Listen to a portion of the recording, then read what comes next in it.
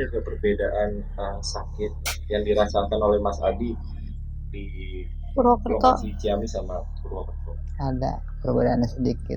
Di Ciamis itu lebih rasanya lebih sakit, apalagi kalau mulai dari jam segini, jam 5 sampai jam 9 itu Malam.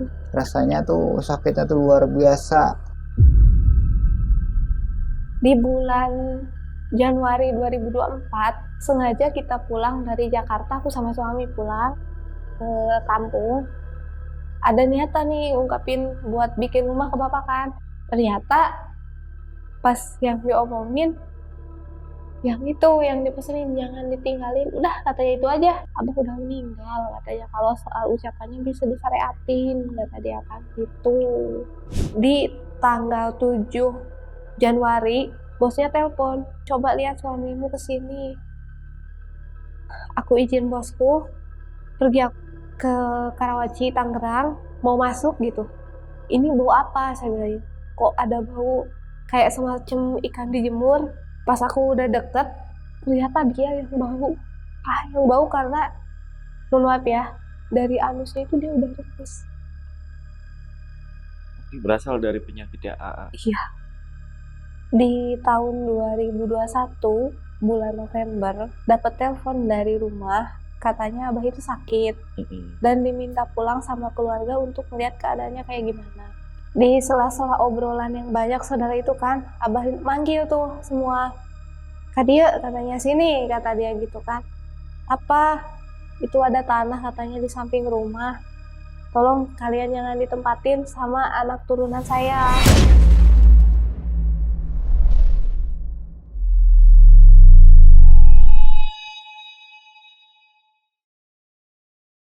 Halo pasukan Lantar Malam. Jadi hari ini gue lagi ada di Purwokerto karena gue dapat informasi kalau ada narasumber yang punya cerita suaminya jatuh sakit setelah mereka melanggar wasiat di tanah warisan kakeknya. Nah, karena kondisi suaminya tidak memungkinkan untuk datang ke studio, jadi kita memutuskan untuk datang langsung ke Purwokerto. Kebetulan sudah ada narasumbernya. Langsung aja kita sapa, namanya Teh Nur. Teh Nur, apa kabar Teh? Baik. Baik ya Teh ya? Oke Teh. Jadi aku tuh sempat melihat postingan di TikTok kalau Teh Nur itu sempat membangun rumah di atas tanah warisan. Betul. Ya. Yang sebelumnya padahal itu sudah ada larangan untuk tidak membangun rumah di atas tanah itu. Tapi ternyata ada dampaknya yang dialami sama kehidupan Teh Nur. Betul. Iya Bang, jadi sebelum abah saya meninggal, dia sempat wasiat kalau keturunannya itu nggak boleh bangun rumah di atas tanah warisannya. Tapi karena saya sama suami saya ngelanggar wasiat itu, akhirnya sekarang suami saya itu kena dampaknya dan jatuh sakit. Jadi yang kena dampak itu suami? Betul. Kalau Teh Nur sendiri ada keanehan juga gitu? Atau dampak juga yang terjadi? Aku juga mengalami keanehan saat pembangunan rumah itu karena ada kaitannya dengan pantangan desa yang aku langgar juga. Oh, jadi Teh Nur itu juga sudah melanggar 2 larangan? Betul. Oke. Dan buat teman-teman yang penasaran, simak video sampai habis. Tapi sebelum itu seperti biasa, kalau pengen jadi narasumber di Lentar Malam, kalian DM ke Instagramnya Lentar Malam atau VN ke nomor WhatsApp yang ada di bawah ini nih guys. Oke guys, sekali lagi buat pasukan Lentar Malam yang penasaran sama cerita lengkap dari Teh Nur, tonton video sampai habis dan tanpa basa-basi lagi, saksi misteri kita mulai.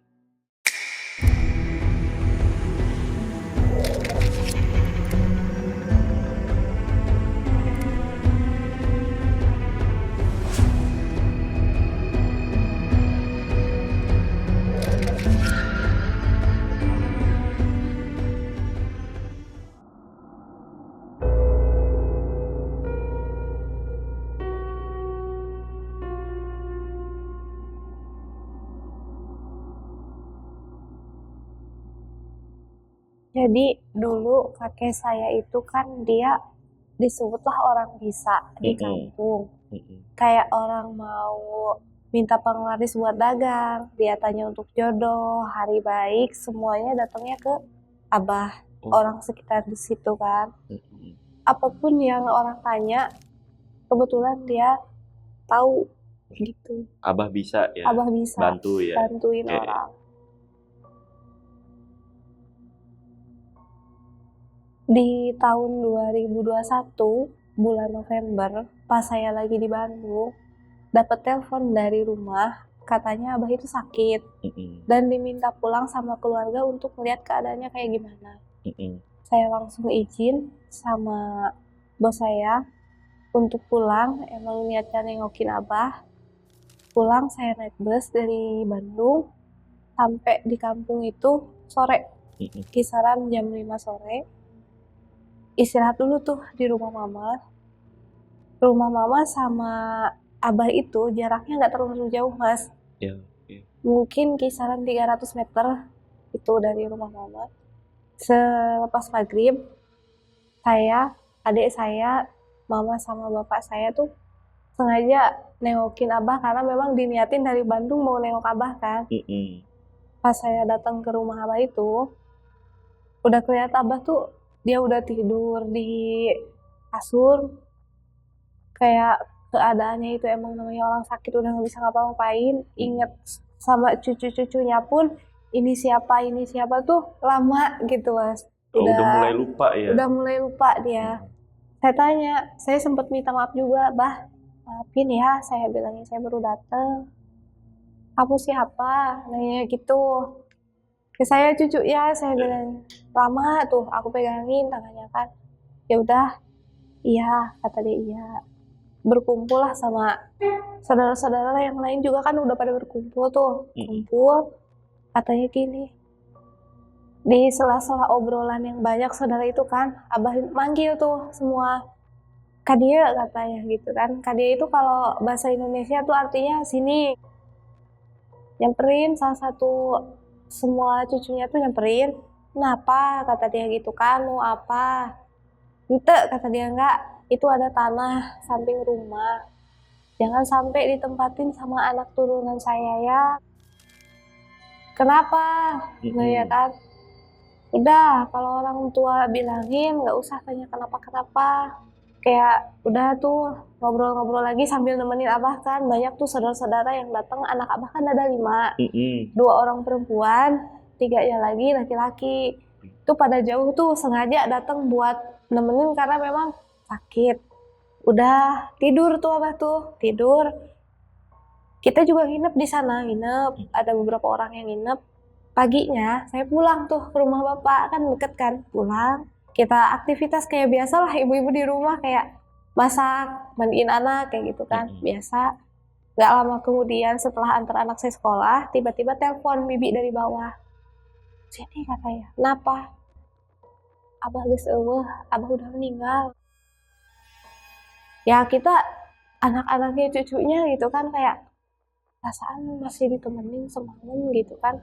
Kayak sedih lah gitu kan, sedih. Datanglah kita semua tuh ke bawah, anaknya, cucunya, kayak kerabat-kerabat kita pun pada datang. Banyak banget tuh Mas ngelayat orang di situ, banyak banget. Pemakaman lah, habis duhur itu kan pemakaman.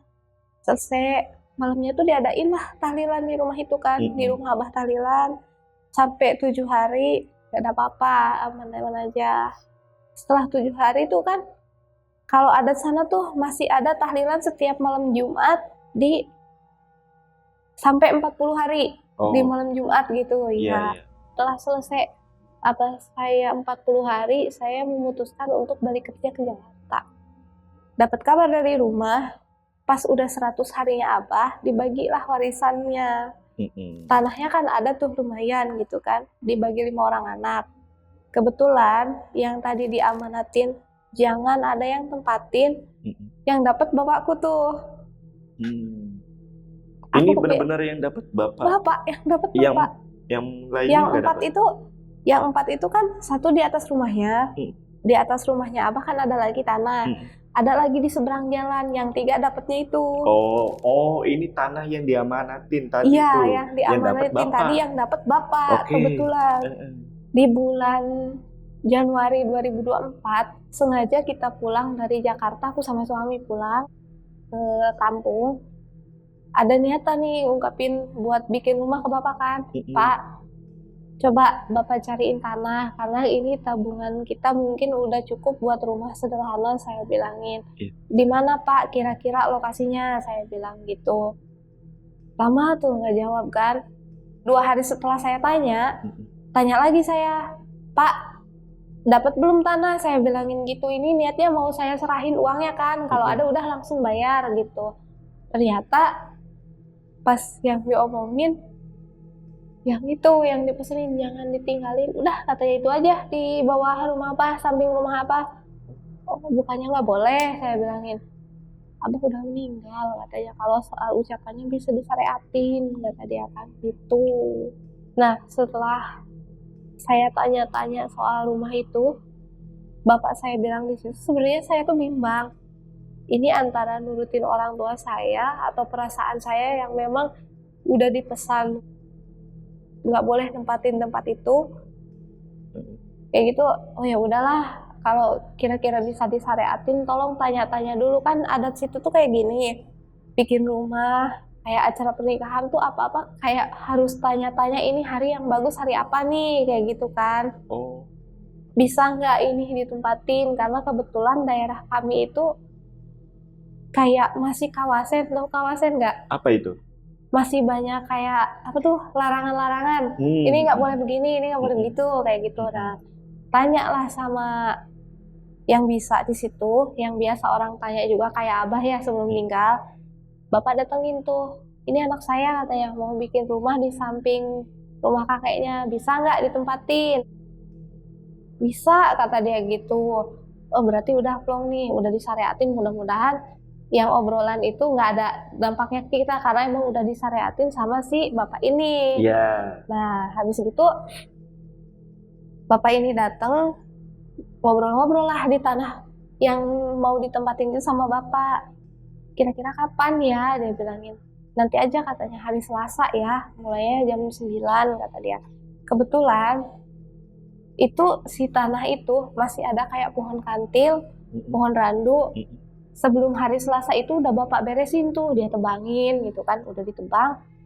Si akarnya itu yang mau dibikin pondasi ke dalam udah digali tuh, karena mau dibikin pondasi. Ukuran rumahnya itu 6 kali 8 meter, ke pinggir 8 meter, ke belakang 6 meter. Jadi ruangan itu kayak ini kamar, sebelah sininya ruang tengah lah ya, ini ruang tamu sama calon kamar belakang. Nah habis kayak gitu udah tuh, tapi di sela-sela pengukuran itu, di sini kan ada selokan nih, selokan. Ada pantangannya juga itu selokan sebetulnya. Apa pantangannya? Orang sana bilang kan selokan itu kan hulu cai. Hulu cai itu kayak air yang gede, yang kecil menuju ke laut, menuju ke sungai. Itu kan datangnya dari sumber yang kecil dulu. Gak tahu dia bawa apa, gak tahu makhluknya apa, tolong jangan diganggu gugat. Habis itu salah pengukuran ternyata yang 8 meter, harusnya 8 meter itu pas banget di selokan itu. Paham. Nah, kata tukang gini, Mang, ini gimana? Ini 8-nya di sini, kata dia gitu. Apa mau dikurangin, geserin, kurangin ukurannya, kata dia. 0,5 meter juga nggak apa-apa. Kata bapakku nggak usah, katanya udah situ aja. Yakin Mang, betul, kata dia gitu. Nanti kalau urusan itu belakangan, katanya gitu kan. Bapak juga kayak orang inilah gitu kan. Ya. Oke, berarti ini selokan itu jadi tertutup, dibelokin. Iya. Oh, dirubah malahan alirannya. Yang pas 8 meter itu ditanamlah pondasi rumah kita pas ruang tamu tuh. Udah jalan pembangunan, udah selesai pondasi itu kan, berjalan pembangunan itu 34 hari itu.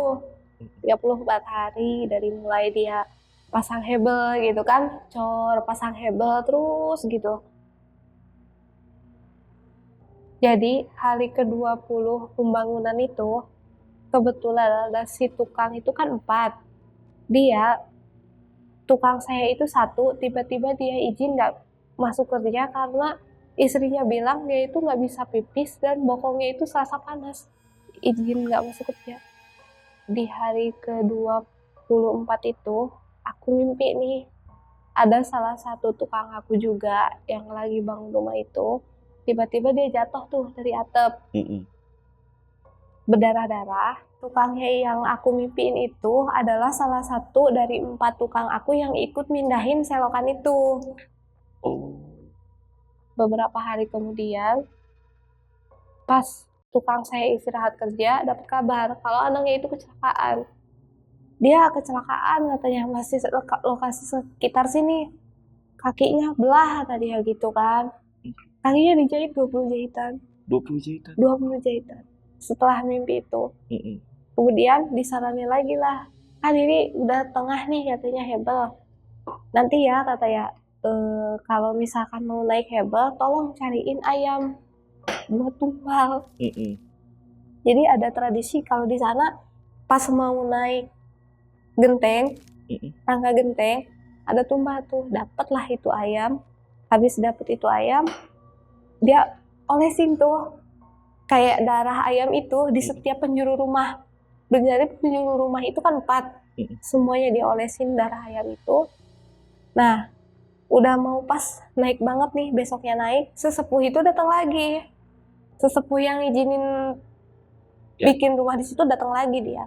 Katanya bikin sajen. Sajennya apa? Teh, air mawar, sama ada kopi, air kelapa, sama air putih. Yang aku aneh ya, sesajen itu dilantik kayaknya pas sore. Setelah tukang selesai kerja, diletakin. Besoknya tukang itu datang mau pada kerja lagi, dicek lah. Yang habis apa mas? Air kelapa itu biarpun gak dibolongin, gak ada rembesan ke bawah, ringan diangkat. Oh, kosong itu. Kosong. Pas dicek, dibelah itu kosong. Habis isinya udah jalan lagi pembangunan, mulai pasang kerangka itu kan.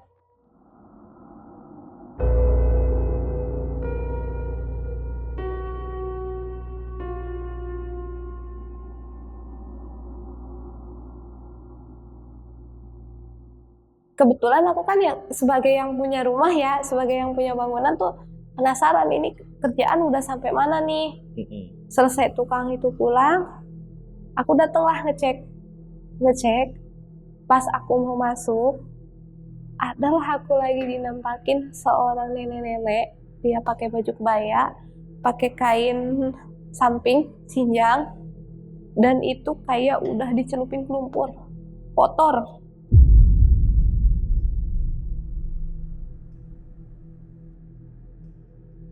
Posisinya di mana?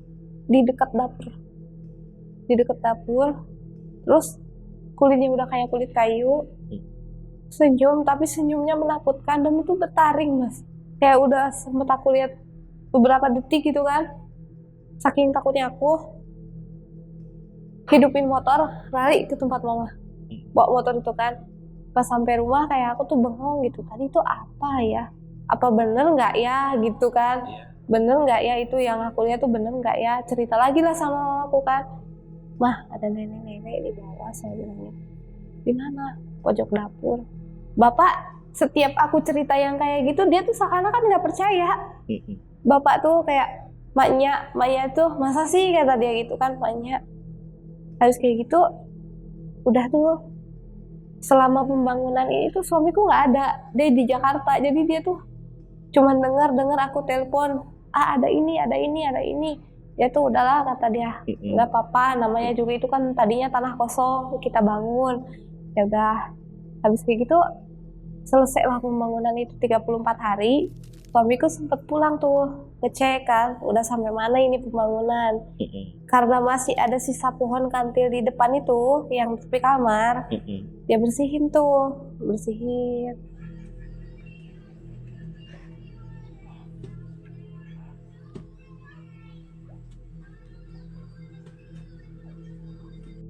Kita dapat 4 hari itu di rumah. kami pulang lagi tuh ke Jakarta bareng, aku sama suami pulang ke Jakarta dari situ malam sampai Jakarta tuh pagi. Sempet tuh saya juga mimpi didatengin Abah. Apa mimpinya? Dia itu datang, dia pakai baju putih, bawa tongkat, dia ngetok-ngetokin tongkat ke tanah. Udah tuh ngetok-ngetokin ke tanah, aku kan kayak kaget gitu ya. Oh Abah ya, saya bilangin, padahal jauh. Aku kirimin doa tuh, biasa Fatihah gitu kan, aku bacain sholawat. Mudah-mudahan gak terjadi apa-apa, saya mintanya gitu. Setelah 4 hari di Jakarta, kan suamiku kerjanya tuh jurulas ya. Dia kadang-kadang pindah-pindah kemana, aku ditinggal kontrakan sendiri.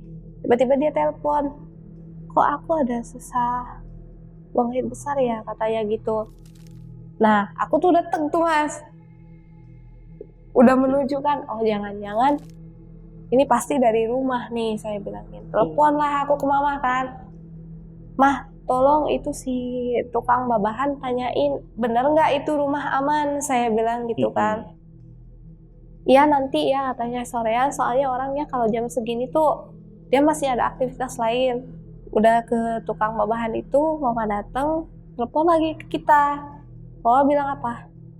Iya katanya dari rumah, jadi ada orang halus itu yang kita nggak lihat jalannya ke Kepung. Terus solusinya apa? Saya bilangin, dikasih solusi nggak sama orang itu? Disuruh tanam itu aja katanya, jawer kotok sama bambu kuning setiap penjuru, kata dia. Jawer kotok, apa Iya. itu? Kayak sejenis tanaman daun gitu, warnanya merah, dia disuruh ditanam di setiap penjuru rumah sama bambu yang warnanya kuning, yang buat hiasan gitu kan. Udah ditanam, habis kayak gitu udah berjalan lagi dia kan, kayak kerja seperti biasa, keluhannya itu masih ada. Katanya setiap dia telepon tuh, kok saya jadi gini katanya, kayak ada rangsangan pengen ke kamar mandi, tapi nggak bisa, kata dia gitu kan. Dalam pikiran tuh udah kayak yakin hatiku ini karena bangun ini, saya bilang karena bangun rumah di situ, karena kita udah langgar omongannya, ini akhirnya begini. Tapi habis kayak gitu nggak tahan banget tuh dia di kerjaan, pulang dia Mas ke kontrakan. Katanya ayo kita pulang aja dulu katanya ke rumah, kata dia, ke rumah kita yang di Ciamis itu kan, rumah orang tuaku. Pada tanggal 25 Agustus kita putusin tuh buat pulang ke kampung. Oke, kondisi suami pada saat itu gimana? Kondisi suami saat itu dia udah kayak di anus dia tuh udah kayak perih, panas, terus kayak ada keluar banyak tetesan darah. Dibawalah sama saya pulang, naik travel, saya pesen, sampai pas di rumah, mama bilang gini, istirahat aja dulu, kata dia, nanti kita cari-cari obatnya. Kan, bapakku diem aja tuh. Saya bersalah lah gitu kan, dia yakin itu bukan dari rumah gitu. Datengin lah mama tukang urut tapi yang ngerangkap kayak dia bisa tahu sesuatu ya? Iya. Si tukang urut itu bilang, coba katanya cari kunyit hutan, kan ini suami kamu udah gak ada orang tuanya, kata dia gitu. Ini kayaknya ada sesuatu yang dia lakuin, di wilayah sini. Memang saya bilangin, ini habis bersihin pohon kantil, saya gituin kan, akarnya. Soalnya sempet tebang ya. Sempet ikut bersihin akarnya kan. Udah katanya, minta aja sama Allah semoga dikasih kesembuhan, kata dia gitu kan. Sesepuh itu pulang, tukang urut itu pulang, kita cepet tuh cari yang tadi disaranin kunyit hutan, dapet, digeprek tuh Mas, saya geprek. Yang niat hati tuh kayak mudah-mudahan dengan ini tuh penyakit suami saya bisa sembuh. Kayak sepele, dia cuman BAB berdarah, tapi kok dampaknya banget gitu. Udah digeprek, diguyur pakai air panas, aku kasih 7 hari berturut-turut, gak ada perubahan kondisi sama sekali. Sama sekali gak ada perubahan kondisi. Setelah itu nanya lagi mamaku kan, katanya ada nggak perubahan kondisi? Enggak Mas, saya bilangin masih begitu aja, saya bilangin coba aja lihat.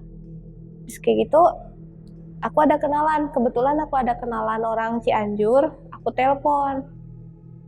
Coba, Mas, saya bilangin, liatin ini suami saya tuh kenapa, saya bilangin gitu. Soalnya ini udah berobat medis juga, udah ke dokter tuh sekali. Oh, Udah ke apa kata dokter. dokter? Sorry ya, sebelum itu. Iya, kata dokter itu gini, ini tuh gejala ambeien, kata dia gitu. Ya. Emang karena mengarah karena BAB berdarah, Betul. mengarah ke ambeien gitu kan. Udah dikasih obatnya, bahkan dia resepin obat tuh yang bagus, gak ada dampaknya sama sekali. Kata dia gini, udah sempat berobat ke dokter juga. Saya bilangin, ini suami saya masih tetap begini, coba liatin kenapa, saya bilangin. Kayak cerita, kita habis bangun rumah, tolong liatin rumah itu juga. Sesepuh itu bilang, ini di sini ada kerisnya kakek kamu, kata dia. Mau diambil tapi sama orang lain itu nggak bisa, harusnya sama anak keturunannya. Gimana cara ngambilnya? Ditirakatin, katanya. Ditirakatin ya. Sedangkan aku nggak bisa, aku nggak ngerti yang begitu-begituan kan. Iya. Aku ngomong sama bapak, Pak, itu kata orang Cianjur ada benda apa tuh, ada kerisnya di bawah. Saya bilangin, tolong yang bisa ambil itu anak keturunannya biar suami saya sembuh, aku gituin kan. Dah, katanya, orang lain tahu apa? Ngomongnya gitu. Kata siapa, katanya gitu. Aku bilang kayak ke bapak tuh seakan-akan nggak percaya kalau emang di situ tuh ada sesuatu gitu. Habis kayak gitu berjalan lah. Di rumah itu tuh nggak ada perbaikan kondisi juga. Kami memutuskan buat titirah tuh. Setelah sebulan di rumah mama nggak ada perubahan kondisi, suamiku aku bawa pulang ke kampung dia di Cianjur. Perjalanan sore dari sana sampai di sana pagi, ada lah salah satu saudaranya gitu kan datang, kita ke rumah saudaranya. Agak lumayan Mas, lama di situ, ada kali 3 minggu sambil kayak diliatin ini di rumah Ciamis sama rumah Cianjur ada nggak perbaikan kondisi, soalnya juga banyak yang nyaranin coba titirah. Titirah itu dalam arti kata ikhtiar untuk pindah rumah buat cari kesembuhan. Buat cari kesembuhan. Jadi yang awalnya kita memang mau berobat di Ciamis karena nggak ada perubahan juga setelah sebulan diobatin di sana, medis sama non medis sudah dijalani. Akhirnya setelah ngobrol-ngobrol dengan keluarga, pergilah kami ke Cianjur. Tinggal di tempat saudara di sana, yang ada keadaannya itu makin memburuk. Dia sakitnya itu yang biasanya ada jedanya, makin sakit, keluaran darahnya makin banyak, sama ada kayak lendir-lendir juga.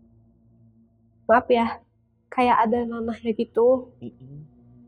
Habis kayak gitu sakit, dia hampir jarang tidur karena siang malam itu ngerasain sakit. Tidur paling 2 jam, itu pun kalau keganggu susah tidur lagi. Sampai di bulan November 2024, karena saya biaya udah menipis, sakit dari Agustus sampai November, saya bilang gini ke suami, aku di sini aja, saya cari biaya buat kamu berobat, kita USG, saya bilangin gitu. Kita USG ke dokter dalam, siapa tahu memang ada, benar-benar ini ada penyakit dalam. Karena dia nggak mau ditinggal, bilangnya begini, masa kamu kerja, saya diem aja, kata dia gitu, saya juga mau ikut. Dia WA tuh bosnya, bos ikut kerja lagi, kata dia gitu kan. Ya udah, dia disuruh ke Bendungan Hilir tuh, Tanah Abang. Aku pergi ke Depok. Aku pergi ke Depok. Udah tuh berjalan sampai akhirnya di tanggal 7 Januari, selangnya cuma berapa, sebulan setengah kan? Januari 2025. Bosnya telepon, minta izin bosmu, kata dia gitu, coba lihat suamimu kesini. Aku izin bosku, pergi aku ke Karawaci, Tangerang, karena dia udah dipindah dari Tanah Abang ke Tangerang.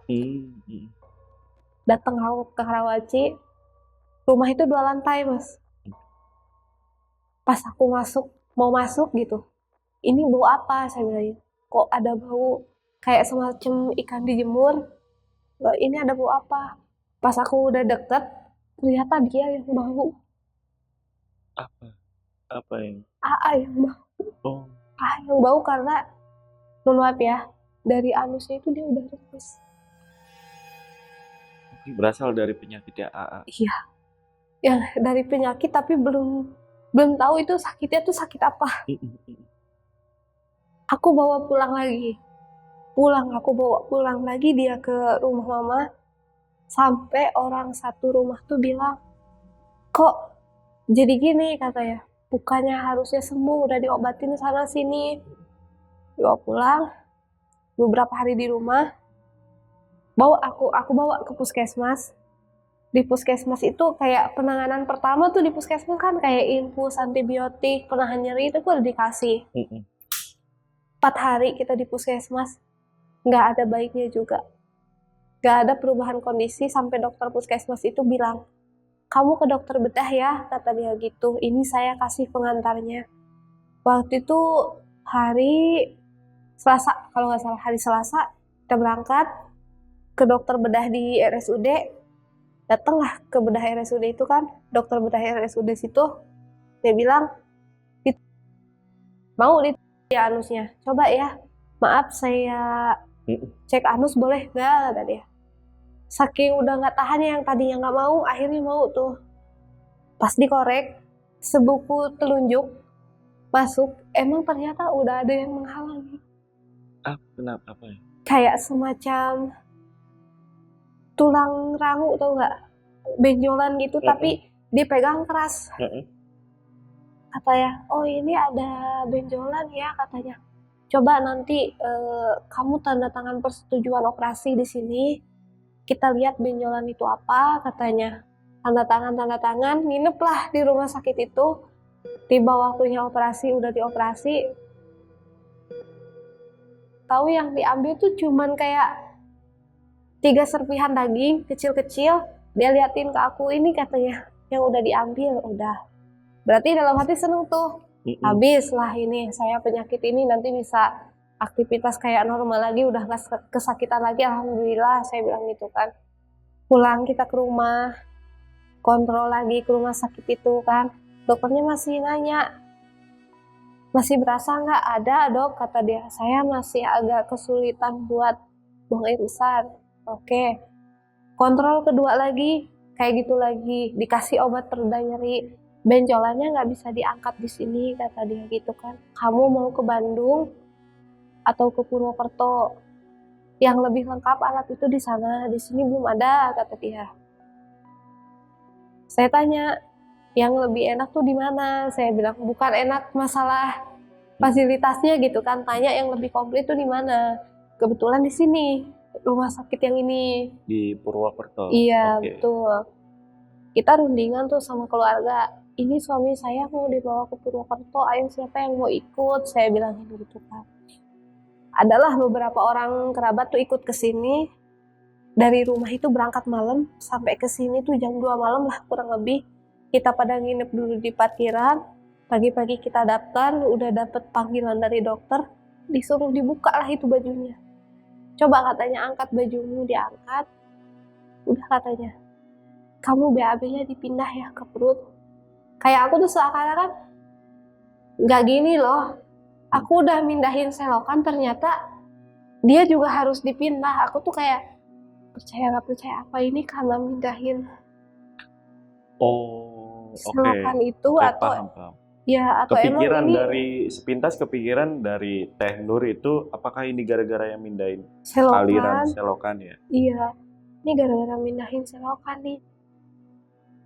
Kata dokternya gini, coba kamu pikirin dulu, katanya. Nanti kalau misalkan kamu mau, kamu nggak tahan, datang aja ke IGD. Udah tuh, kita keluar dari ruang dokter itu kan. Aku bicarain sama suami, kamu mau atau enggak? Semuanya balik lagi ke yang punya badan gitu. Nanti kalau aku itunya dipindah, gimana? Terus kerjaan gimana? Siapa yang mau biayain? Aku kan udah gak punya orang tua, dia bilangin. Kalau masalah itu, yang penting kamu sembuh. Ayo saya temenin. Mikir dulu lama kita di parkiran mikir. Sampai udah mau maghrib, waktunya mau maghrib, dia nggak tahan tuh sakit. Akhirnya kita datang ke IGD, saya bilang sama petugasnya, ini pasiennya dokter ini. Dicarilah berkas itu, dapat katanya, oh ini yang mau ini ya, katanya yang mau operasi. Iya, saya bilangin. Udah dapat ruangan, kita nginep, datanglah tuh waktunya operasi. Akhirnya dipindah juga. Kayak dalam hati tuh sedih ya, emang mungkin cari kesembuhan tuh kayak gini ya. Tapi ya udahlah, dijalanin aja, rezeki nggak tahulah itu datangnya dari mana. Yang penting sekarang pikirannya sembuh aja dulu. Dia udah selesai operasi, 3 hari kemudian dokter nyaranin, udah ini bisa pulang, kata dia gitu. Bisa pulang dari rumah sakit kan.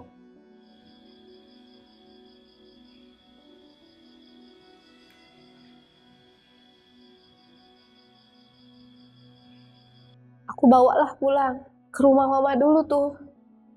Pulang ke rumah mama, udah gak tahan semuanya. Bu banget. Habis kayak gitu, aku izin sama keluarga kan. Mah, coba tanya orang-orang sini, saya bilangin gitu. Saya mau pindah rumah aja, saya gak enak sama yang lain, kayak gitu kan. Karena kondisi suami saya kayak gini. Sedangkan kondisi rumah aku tuh masih kayak ada yang di video gitu kan. Dia belum diadanin, belum ada selamatan buat syukuran lah. Nanya lah dia, tiba-tiba kita bikin kayak kamar mandi darurat gitu buat sekedar mandi atau cuci-cuci gitu kan di luar rumah. Kapan nih saya harus pindah? Kasihan kalau di sini ganggu yang lain, saya bilangin gitu. Nah, sesepuh itu bilang, nanti hari Senin ya, kalau nggak jam 7 pagi, kamu jam 3 sore lewatnya jalan ini. Di sana itu masih pegang yang kayak gitu-gitu. Perhitungan hari baik, jam baik itu masih pada dipegang. Jadi pindah nggak asal pindah kan. Pindahlah kita ke rumah itu. Ke rumah ini nih ya, Yang warisan di ini video, ya. iya yang video ini. Kayak kita rasain dulu di sini kayak apa nih gitu kan. Ini rumah kita biarpun belum selesai, ayo kita tinggalin. Pertama kalinya nih Pertama kalinya tinggal di situ. kita tinggal di situ. Datang kita ke rumah, beres-beres kayak biasa orang pindahan lah. Masak nasi apa, ada tetangga dateng gitu kan, kayak sekarang udah di rumah sendiri ya, katanya mudah-mudahan betah. Iya, 2 minggu kita tinggal di situ. Tadinya kan tinggal di ruang tengah, kita nggak betah. Pindahlah itu ke kamar depan yang ada pohon, bekas pohon itu, akar pohon kantil itu, pindah. Awal-awal tuh nggak ada apa-apa, cuman memang dari awal, pas dari awal kita pindah ke kamar, suamiku tuh jarang dia tidur di kamar, maunya tidur di ruang tamu. Pas sekalinya tidur di kamar, tiba-tiba banget tuh, kisaran jam 11 malam ya, kalau kata suami aku kan aku nggak tahu tuh. Tatapan aku tuh ke atap, Mas. Kayak aku kayak ngelihat ada orang, penampakannya hitam, dia setinggi bangunan tapi nggak kelihatan tangannya di mana. Ini kata suamiku juga, aku tuh teriak-teriak nyuruh pergi. Init mana dia pergi, kamu dari sini, kata dia gitu. Dan cerita ini tuh saya dapetin dari suami saya. Teh Nur kesurupan pada saat itu berarti? Kemungkinan ya, saya juga nggak tahu. Cuma suami saya bilangnya, kamu teriak-teriak, suruh aku pergi dari sini, kata dia. Karena aku teriak-teriak itu, panik kan dia. Manggil orang tuaku, kan nggak begitu jauh rumahnya. Manggil orang tua, mah ayo mah, ke rumah bawah, lihat, kata dia gitu. Sama ada bibiku juga, dia ceritanya gitu. Ada bapak juga, lama tuh mereka nungguin kan. Sampai udahlah dapet pagi, kita ngobrol-ngobrol, kayaknya memang kita harus benar-benar berobat, saya bilangin gitu. Medis sama non medis.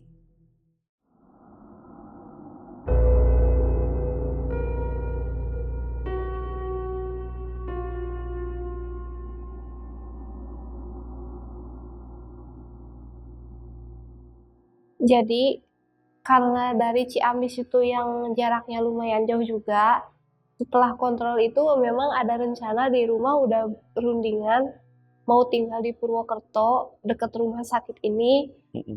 Kita mau tinggal di musola atau parkiran. Ya ampun, terus, Saking kita pengennya berobat, iya, kita cari, tapi di musola pertama kan memang kondisi suami saya kayak gitu, ngerembes. Mm-mm.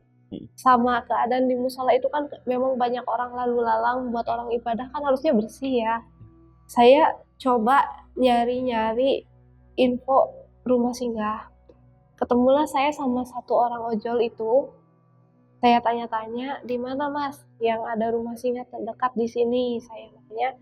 Kebetulan saya ditolong sama ojol itu buat nyari-nyari rumah singgah dan dapet yang sekarang itu. Dari awal Juli sampai sekarang kita masih tinggal di tempat itu. Kebetulan yang punya baik banget Mas sampai ngizinin kita sampai sekarang tinggal di situ. Baik Sudah banget. berapa bulan? Dari Juli 2025 ini. Sekarang udah November. Hampir 5 bulanan lah kurang lebih.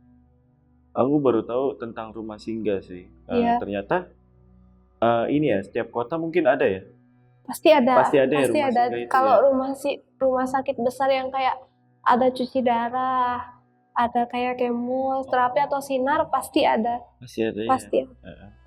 Cuma nyari-nyari infonya itu sama keberuntungan orang itu beda-beda. Kebetulan saya bilang ini yang punya baik. Lagi ada keberuntungannya juga di saya sama suami. Mungkin Gusti Allah juga nunjukin kamu di sini aja.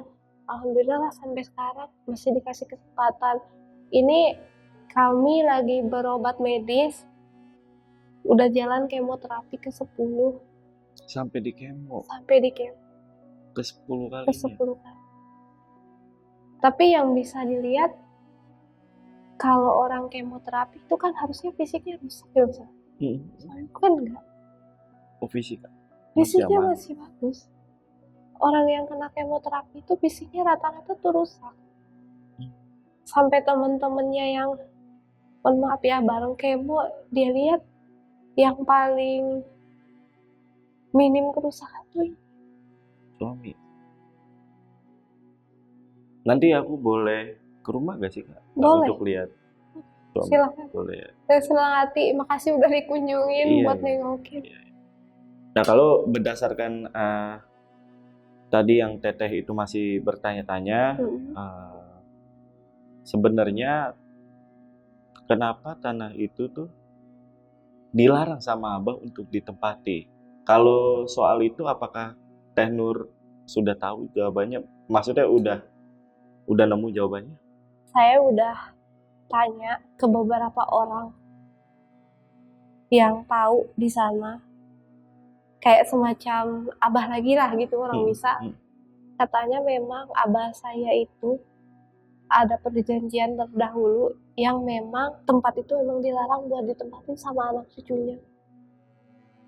Sampai sekarang buat apa itu abah buat perjanjian sama cara mutusinnya, saya belum ada titik terang. Permasalahannya atau solusinya yang belum ketemu? Belum ketemu. Perjanjian apa sih? Perjanjiannya pun belum tahu atau nggak tahu? Jadi gini, abah saya itu kan dulunya lurah di sana. Sama kayak orang pintar lah, sebut aja orang pintar. Mungkin cara dapat supaya dia begitu, ada satu perjanjian sama leluhurnya, saya kasih ini tapi kamu, anak-anak kamu tuh begini, kayak gitu. Jadi pernah saya ketemu juga sama mamang saya kemarin waktu lebaran. Saya sengaja tuh ajak berkunjung ke rumah, ngobrol-ngobrol lah kita.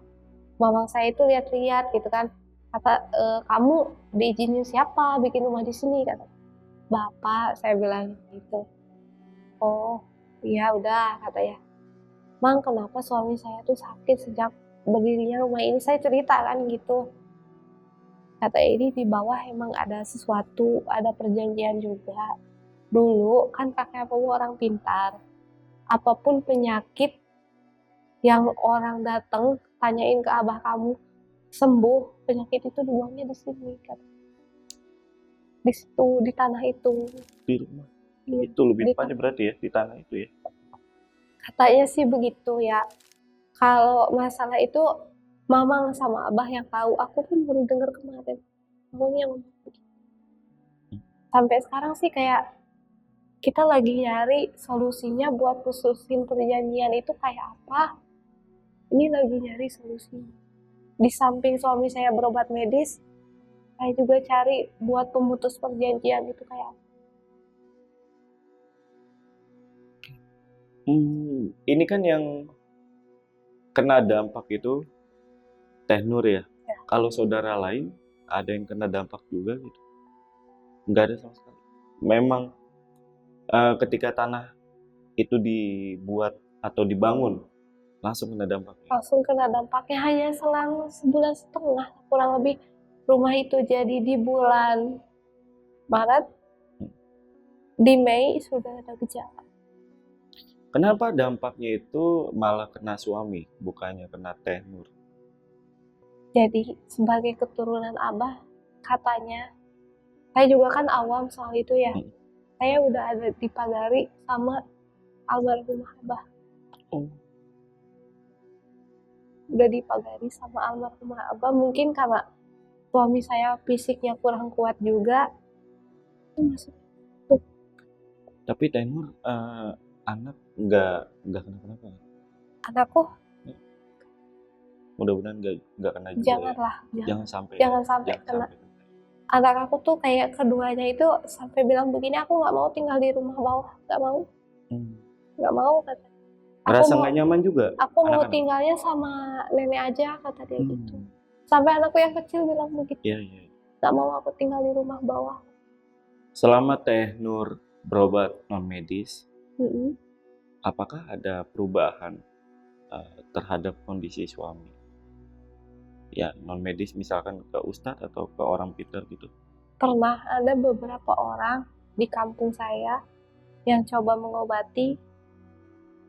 Ada saran dari kiai begini, bacain suamimu Al-Fatihah sebanyak 1000 kali.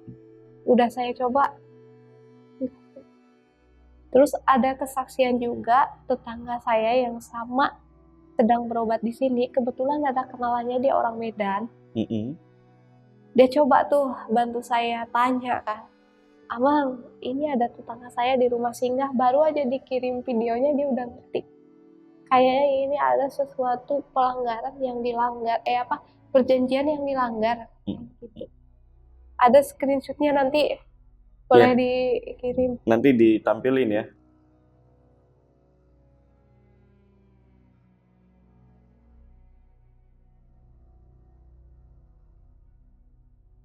Iya. Oh, dia udah nebak sendiri. Iya, kita belum cerita apa-apa, baru dikirim videonya aja, udah langsung, oh ini kayaknya ada perjanjian yang dilanggar.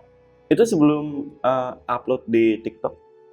Sebelum upload di TikTok. Sebelum ya? Sebelum. Sudah bisa menebak. Sudah bisa menebak. Dia orang Medan.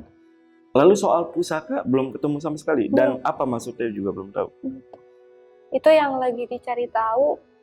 Kalau ada yang bisa bantu, ayolah kita bantu sama-sama buat kesembuhan suami saya. Kasihan juga udah hampir 2 tahun begini. Saya bisa berbaring aja. Duduk aja udah susah. Susah dia duduk. Teh, kalau rumah yang ada di Ciamis itu gimana itu kondisinya? Sejak ditinggal rumah itu sekarang kosong. Kayak yang ada di foto yang aku upload itu kan, kosong. Di rumahnya itu banyak rumput-rumput tinggi.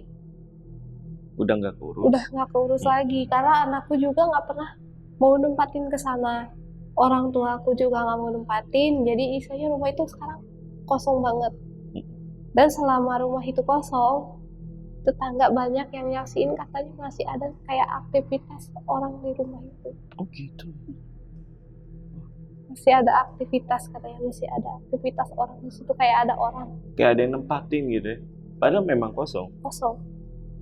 Gak ada orang yang kesana, listriknya pun udah diputus.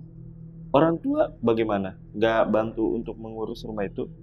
Kalau orang tua kemungkinan ya, karena orang tuaku yang perempuan itu buruh tani, dia jarang ada waktu buat bolak-balik bantuin bersihin. ngurusin anak aku juga, mungkin sesempatnya aja. Bapak? Bapak, ya bapak gitulah, dari awal cerita memang bapak kayak terkesan kayak ya udahlah, ya udah aja kayak gitu. Kesini pun selama saya 5 bulan belum ada datang ke sini, Bapak belum pernah belum pernah jenguk? datang, belum pernah jenguk. Sekedar berkabar lewat telepon pun jarang. Perasaan Teh Nur, apakah Bapak menghindari atau merasa bersalah atau bagaimana? Di situ juga saya memang nggak terlalu bertanya banyak sama bapak, tapi kayak memang menghindari. Menghindari karena apa? Menurut Teh Nur aja. Gak ingin banyak pertanyaan, cuman tadinya memang sejak suami saya sakit, dia nggak mau suami saya itu dibawa untuk pulang ke Ciamis. Maunya itu dibawa pulang ke Cianjur aja ke keluarga. Gitu. Tapi di awal pernikahan, maaf ya, ini boleh dijawab atau enggak? Iya. Bapak ngerestuin kan hubungan Teh Nur sama suami? Resmi, Dan nggak ada masalah sama gak ada sekali? masalah. Sejak suami sakit, ya agak berubah memang. Nggak berubah. Jadi sampai saat ini pun saya itu masih kayak berpikir apakah sakitnya suami saya ini karena memang melanggar aturan adat setempat sama pesan Abah yang untuk tidak tinggal di tempat tersebut, dan saya mindahin saluran air itu. Oh. Sampai sekarang saya pun masih berusaha. Suami saya udah berobat medis dan non medis, tapi memang kenyataannya seperti itu. Belum ada jalan keluar. Itu sakitnya sakit apa sebetulnya? Iya kayak gitu. Aku masih penasaran sih sama Bapak, yang dimana kan berarti keturunan langsung ya dari Iya. Abah ya? Iya, anaknya pertama. Ya. Bapak pernah ada kejadian aneh gitu sama Bapak? Selain berubah ini ya sifatnya? Kalau Bapak sih, karena Bapak orangnya itu ada apa-apa itu ceritanya sama adik saya ya. Jadi yang aku lihat sih baik-baik aja kalau Bapak, malah kita yang kena dampaknya. Bapak baik-baik aja sampai sekarang. Gak ada Bapak kena apa-apa. Yang parah itu yang kenanya suami. Iya. Sudah kondisinya seperti ini, apakah Bapak masih nggak percaya? Itu dia. Antara percaya nggak percaya mungkin. Kemarin sempat saya telepon bibi saya, komunikasi, tolong kasih tahu bapak saya, cari solusi dari masalah ini. Bapak kekeh, itu penyakit medis katanya. Itu penyakit medis, nggak ada, kata bapak tuh gitu. Nggak ada hubungannya sama pembangunan. Mungkin ya yang aku lihat dari Teh Nur tuh sebenarnya hanya butuh pengertian sedikit ya dari Bapak tentang kondisi Teh Nur dan juga suami ya. Iya. Entah dijenguk atau ya sekedar mengabari yang lebih sering lagi gitu ya. Saya itu ngerasa kayak, oh karena saya sakit mungkin gak bisa ngasih apa-apa ke orang tua saya, makanya saya diginiin. Sampai saya ada perasaan kayak gitu. Sempat berpikir kayak, ya udahlah, mungkin dia mau hidup, mau mati tanah orang, terserah kayak gitu. Tapi aku harap Teh Nur yang benar-benar sabar, tetap sabar, kuat ya Teh. Iya. Ya, karena pasti ada hikmah di balik kejadian yang dialami sama Teh Nur ya. Dari Teh Nur sendiri, kita pasti doain sama-sama suami Teh Nur sehat kembali ya. Dan jika memang dikehendaki gitu ya, setelah semuanya berjalan normal, apakah Teh Nur mau cari tahu tentang tanah tersebut itu berasal dari mana atau gimana? Pasti saya cari tanah itu tersebut dari mana, asal usulnya, dan kalau masih ada yang kira-kira menghalangi dan ada kejadian seperti ini di masa depan yang dialami suami saya saat ini, mau saya hapuskan aja. mau saya minta tolong supaya Diputus. yang diputus agar kejadian yang kita alami nggak menimpa orang lain. Iya. Iya kayak gitu. Karena ini seperti yang tadi Teh Nur bilang ya, Mm, masalahnya perjanjian ini sampai turunan. Ya. sampai turun. Lalu kalau rencana dari Teh Nur, rumah yang di Ciamis itu mau diapain? Saya udah komunikasi sama bapak, sama ibu saya. Andai kata ada yang mau beli rumah itu, saya mau jual. Saya mau pindah aja dari rumah itu karena memang di awal memang saya udah kayak mengabaikan pesan. Yang kedua memang udah kejadian nyata sama suami saya tuh begini. Jadi saya mau jual aja karena memang gak mungkin lah ya, saya manusia biasa, saya juga kalau ada mungkin kejadian ini di depan nanti yang menimpa suami saya juga ada takutnya juga lah. Jadi mungkin saya akan jual rumah itu, entahlah siapa itu yang nanti beli, dan saya akan buat atau beli rumah lama yang untuk kita tempatin. Insya Allah gitu. Tapi sudah ada niatan itu sudah bulat gitu. Sekarang pun begitu. Iya. Memang niatnya mau jual. Mau jual. Karena memang yang pertama teringat pesan itu terus, jangan ditempati anak turunan saya, jangan. Kalau sama orang lain nggak apa-apa, kata dia gitu. Memang saya ada niatan untuk jual. Andai kata ada yang mau beli, tapi memang tanah itu harus dibersihin dulu, seperti apa yang orang-orang bilang, tanah itu harus dibersihin. Soalnya pertama memang itu depannya kan selokan. Selokan itu kayak ada, kalau daerah kita ya ada kepercayaan air yang kecil, air yang gede itu memang berasalnya dari situ. Oke Teh, boleh gak kalau kita semua ini menjenguk suami Teh Nur? Boleh banget Kak. Boleh ya? Boleh. Namanya siapa Mas? Adi. Mas Adi ya? Mas Adi. Boleh ya? Boleh. Habis ini kita berangkat ya? Iya. Ke rumah ya? Iya. Karena memang kebetulan ada yang mau disampaikan juga sama suami saya.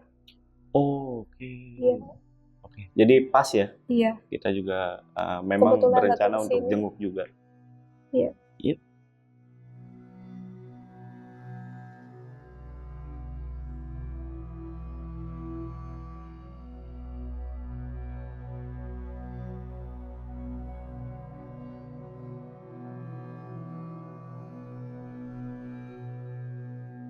Oke guys, jadi kita udah berada di rumahnya Teh Nur. Dan seperti yang tadi kita obrolin, kita sudah bersama juga dengan suaminya Teh Nur, yaitu Mas Adi. Mas Adi, gimana kondisinya Mas? Kondisinya sangat buruk sekali untuk saat ini. Saya habis pulang di kemo, itu rasanya perih, sakit, sama panas yang dirasain. Biasanya kan seharusnya pulang kemo itu agak mendingan, ini malah tambah parah yang dirasakan itu. Dan sebagai informasi juga, Mas Adi kemarin ya pagi banget ke rumah sakit. Iya, baru kemarin pulang tuh, baru 2 hari. Semoga cepat sembuh ya Mas ya. Amin. Amin. Ya, amin. Mas, aku izin untuk bertanya sedikit ya Mas ya. Oke, jadi Mas Adi kalau boleh tahu, pertama kali ngerasain sakitnya itu gejalanya seperti apa sih awalnya? Awalnya tuh susah BAB. Awalnya jadi rasanya tuh pengen buang air besar tapi nggak keluar, yang keluarnya itu darah sama lendir. Itu awal mulanya. Dan saya rasakan tuh sakit banget. Lagi kerja. Di bagian anus terutama,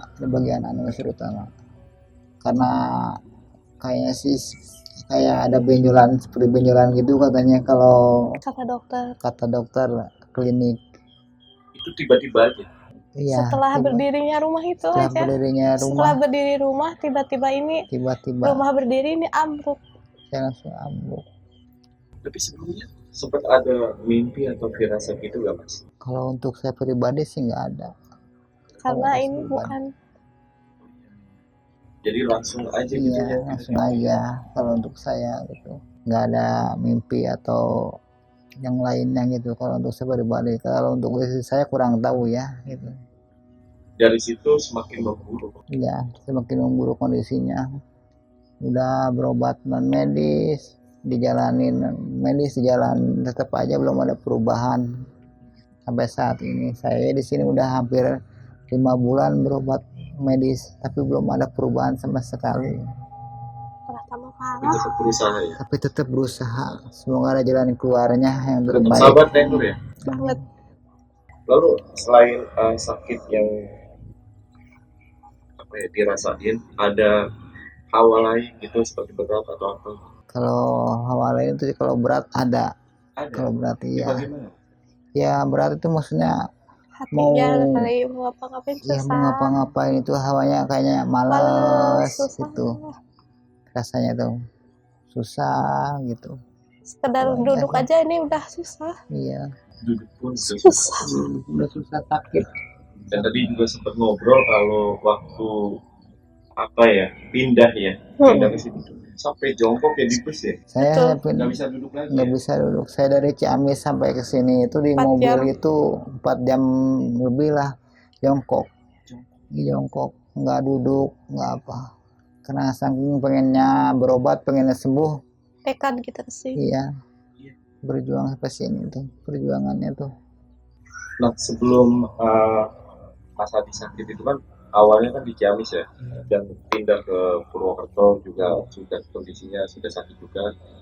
Ada nggak perbedaan sakit yang dirasakan oleh Mas Adi di Purwokerto. lokasi Ciamis sama Purwokerto? Ada perbedaannya sedikit.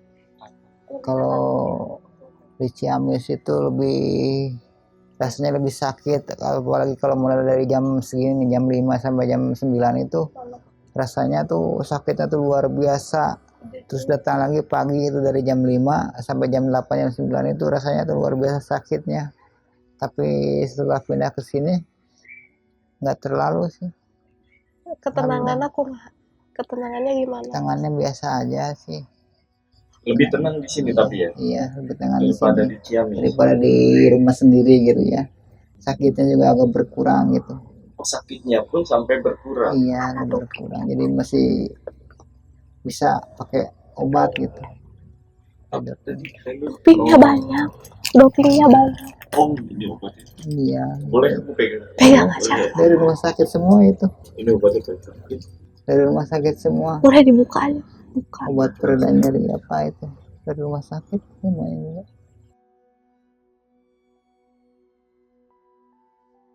Terus dari Teh Nur atau Mas Adi sendiri, terutama Mas Adi ya, akhir-akhir ini tuh ada kejadian-kejadian aneh gak sih yang dialami?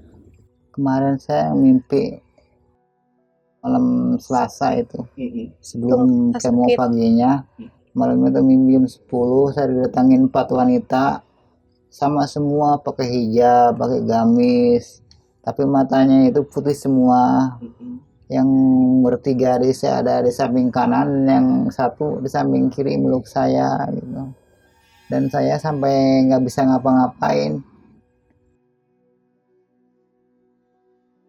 Tapi Mas Adi nggak mengenal itu siapa? Nggak mengenal itu siapa. Entah dari mana, entah dari sana apa, entah dari sini, saya nggak tahu. Saya tiba-tiba nggak bisa bicara, langsung dibangunkan sama istri saya. Aku tepuk-tepukin kakinya. Tepukin kakinya. Sampai harus gitu. Iya. Tepukin kakinya, bangun.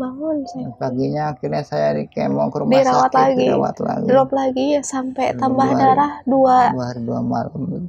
2 kantong tambah darah. Karena dia tuh susah tidur memang karena gangguan itu masih sakit. sampai Dari sini pun sakitnya masih. itu, dari rasa sakitnya itu sampai susah tidur, nahan sakit itu.